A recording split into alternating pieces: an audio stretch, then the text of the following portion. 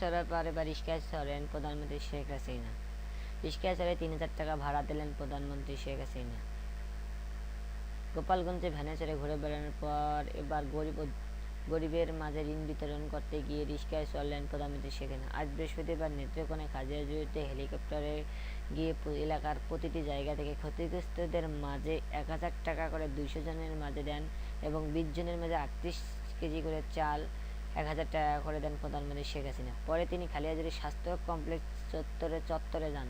সেখান থেকে ডাকবাংলা পর্যন্ত যেতে চড়েন ৩ চাকার বাহনের দুপুরের ক্ষতিগ্রস্তদের সহায়তা অংশ হিসাবে প্রধানমন্ত্রী ২টি রিক্সা বিতরণ করেন। সেই রিক্সায় তিনি স্বাস্থ্য কমপ্লেক্স থেকে ডাকবাংলায় যান। এই সময় প্রধানমন্ত্রী রিক্সা চালকের নাম পরিচয় জানতে চান। রিক্সা চালক জানান তার নাম টিপু সুলতান, তার বাড়ি নেত্রকোনা। প্রধানমন্ত্রী তার পড়াশোনা জানতে চাইলে তিনি নবম শ্রেণী পর্যন্ত পড়াশোনা করতেন সে কথাও জানান। রিক্সা থেকে নামার পর প্রধানমন্ত্রী শেখ হাসিনা টিপু সুলতানকে ৩,০০০ টাকা বকশিশ দেন এবং তাছাড়া তিনি ১২০টি পরিবারের মধ্যে তার নিজস্ব তহবিল থেকে নগদ অর্থ ও চাল বিতরণ করেন প্রধানমন্ত্রী শেখ হাসিনা।